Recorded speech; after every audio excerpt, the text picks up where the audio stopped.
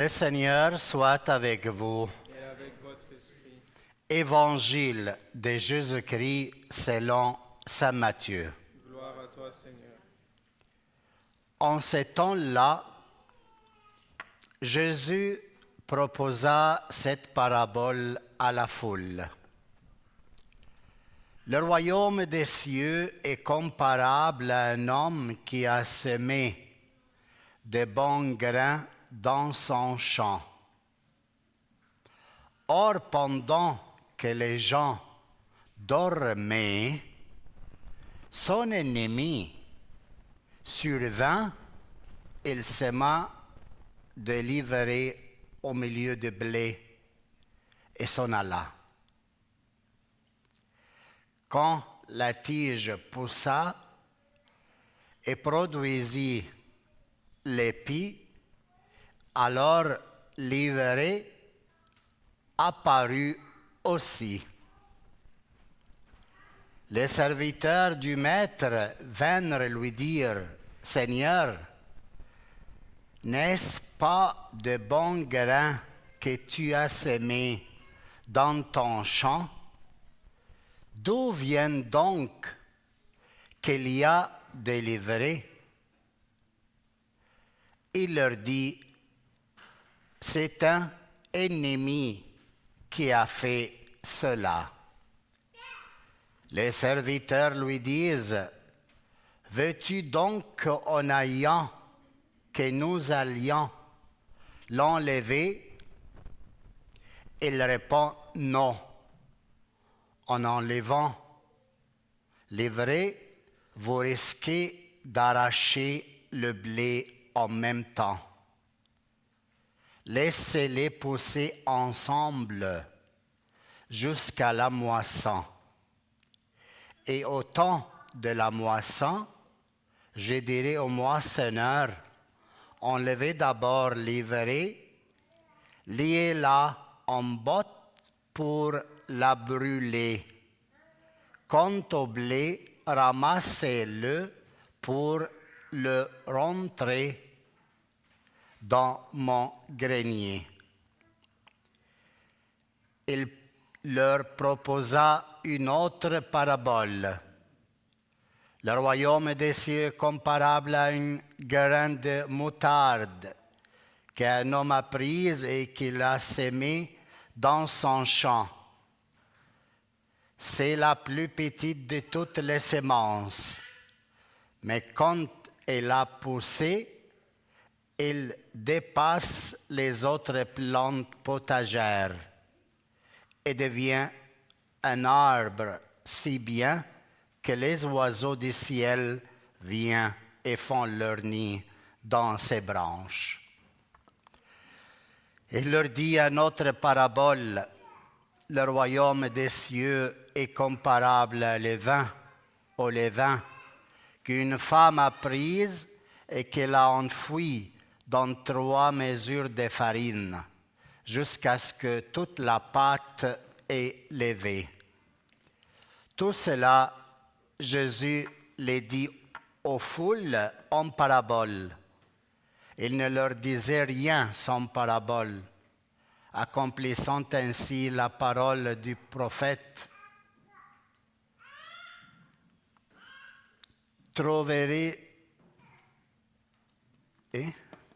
Je ouvrirai la bouche pour des paraboles. Je publierai ce qui fut caché depuis la fondation du monde. Alors, laissant les foules, il vint à la maison. Ses disciples s'approchèrent et lui dirent, « Explique-nous clairement la parabole des livrées dans les champs. » Il leur répondit, « Celui qui sème le bon grain, c'est le Fils de l'homme. Les champs, c'est le monde. Les bons grains, ce sont les fils du royaume. Les vrais, ce sont les fils de mauvais. L'ennemi qui l'a sémé, c'est le diable. La moisson, c'est la fin du monde. Les moissonneurs, ce sont les anges. De même que l'ont enlevé livrée pour la jeter au feu. Ainsi en sera-t-il à la fin du monde. Le Fils de l'homme enverra ses anges et ils enlèveront de son royaume toutes les causes de chute. Et ceux qui font le mal, ils les jetteront dans la fournaise. Là, il y aura des pleurs et des grincements de dents. Alors les justes resplendiront comme le soleil dans le royaume de leur Père. Celui qui a des oreilles, que l'entend. Acclamons la parole du Seigneur. Louange à toi, Seigneur Jésus.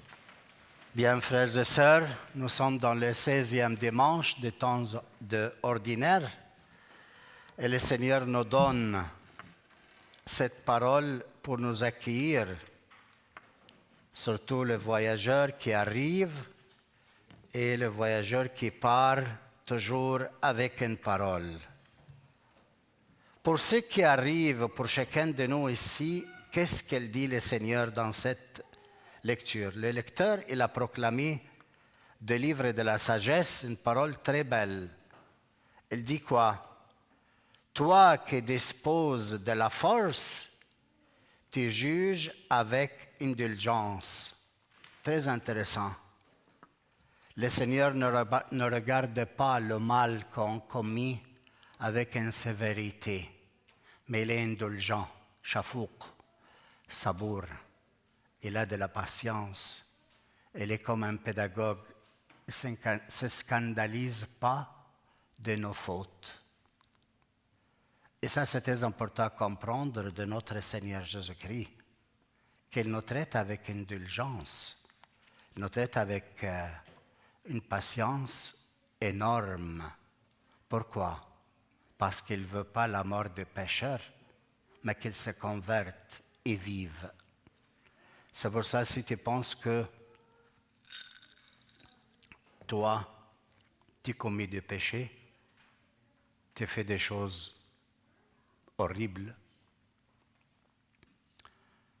sois sûr que l'unique qui peut t'aimer, c'est le Seigneur, tel que tu es. Le point plus principal, c'est que toi, ne te scandalise pas de tes fautes et de tes péchés. Je m'adresse à toi ce matin pour te dire, il y a une parole très belle dans l'Évangile. Le Seigneur nous a parlé ce matin des livrées et du blé, zo'en ou l'amh. Il disait quoi? Un monsieur, il a un champ. Il est sorti à s'aimer les grains de blé. Très bien. Et regardez, il est allé dormir à la fin de la journée et tout le monde endormi. Et dans un moment, il vient l'ennemi. Parce qu'il existe l'ennemi. Et le Seigneur explique qui est l'ennemi, c'est le diable.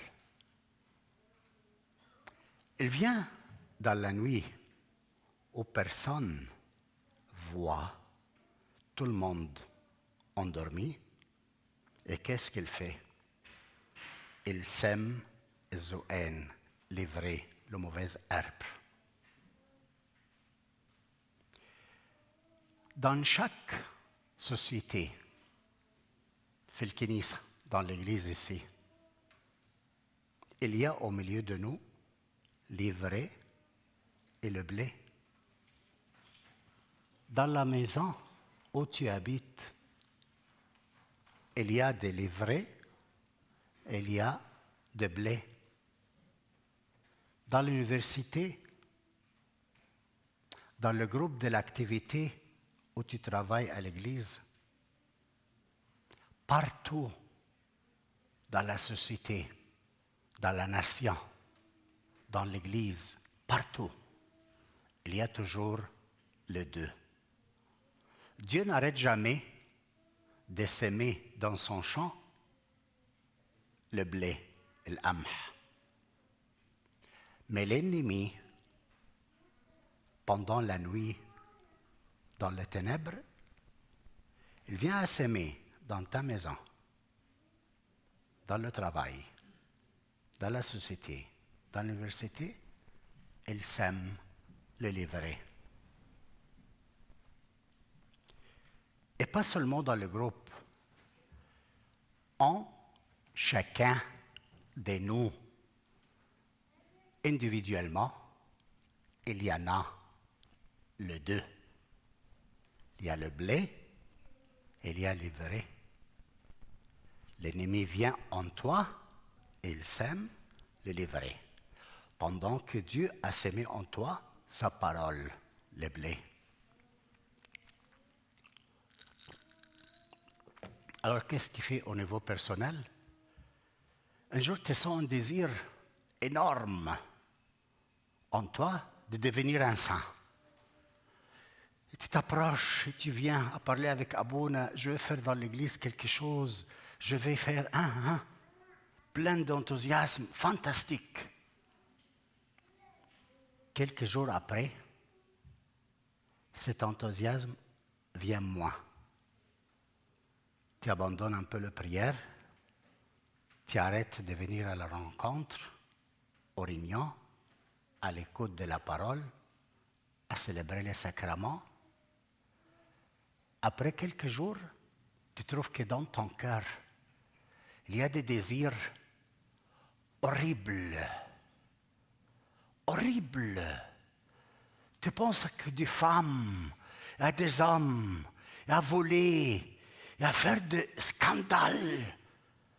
Tu trouves que dans ton cœur, il y a un désir très mondain d'avoir, avec tous les moyens, de faire de tout pour te réaliser. Oh mon Dieu, c'est moi.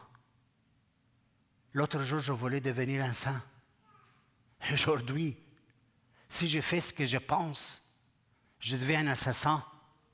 Un assassin, et ma place, c'est le prison. Être condamné. Comment se fait-il que dans mon cœur, il y a les deux choses? Et le problème, c'est quoi? Que tu ne comprends pas et tu te scandalises.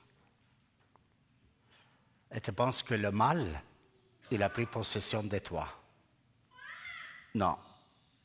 J'espère que tu comprends bien ta réalité et ma réalité aujourd'hui mieux avec cette parole. Première chose, c'est normal que tu sens et que tu penses à des choses horribles. Et mets pas dans ces parenthèses ce que tu penses, ce que tu vois sur toi, les choses horribles. C'est normal. Mais ce qui n'est pas normal, que tu te scandalises de toi et que tu penses qu'il n'y a pas de changement pour moi. Alors, je continue à faire ce mal. Je commence et mes pieds ils vont et je descends jusqu'au fond. Mais non, ce qui est normal, qu'il y a ton ennemi qui veille sur toi. Il te donne des pulsions mauvaises de ton enfance. Il grandit avec toi. De mauvaises pulsions vers quelque chose de pas bon. Il grandit en toi. Essaye quoi alors? De ne pas te scandaliser. Comment? Il vient quelqu'un de groupe de travail dans la paroisse, il me dit, celui-là, il est au milieu de nous comme Zoën, comme le livret. Quand il parle, il dévise tout le monde. Fantastique. Qu'est-ce qu'on va faire avec lui? Abouna? Est-ce qu'on va le chasser dehors du groupe? Non. Le Seigneur n'a pas agi comme ça avec le livret. Une question. Est-ce qu'il y a quelqu'un ici qui a étudié l'agriculture? On connaît un peu les plantes, elle travaille dans le jardin chez lui. Est-ce qu'il y a quelqu'un qui comprend ça? Je vais vous poser une question, même si vous ne connaissez pas. La question c'est, pourquoi le Seigneur n'a pas voulu laisser ses disciples à enlever l'ivraie et le haine des champs, comme ça le blé, il grandit bien. Pourquoi le Seigneur n'enlève pas complètement le mal, le péché, la mauvaise impulsion, tendance de ta vie complètement? Pourquoi? Mais dans l'agriculture, en laissant maintenant le discours spirituel, pourquoi on n'enlève pas l'ivraie et on le laisse grandir avec le blé? Selon vous, pourquoi? Une réponse pour aller en avant. يا جورج انت تترافاي لا terre chez toi؟ بتشتغل في الارض؟ طب ايه رايك في الموضوع؟ ما بتشيلهوش البتاع ولا بتخليه؟ بتشيله طبعا وإذا طبعا. جورج ده من نماذج الناس العادله. Parce que l'esprit qu'on a toujours d'éloigner le mauvais, de faire justice, de laisser le bon grandir, mais ne pas permettre que les deux grandissent ensemble. Pourquoi? Le Seigneur a dit laisser les deux grandir ensemble parce que dans la terre, les racines, si vous avez étudié ça dans l'agriculture, les racines de l'ivraie, elle est complètement encroisée et mélangée avec les racines de blé. Si tu enlèves l'ivraie, tu enlèves les racines quand même du blé. Et ça fait du mal, elle ne donne pas de fruits, tu as enlevé l'arbre. C'est pour ça que dans notre vie spirituelle, le Seigneur ne va pas arracher tout une fois tout le mal qu'il y a en nous. Mais qu'est-ce qu'il fait?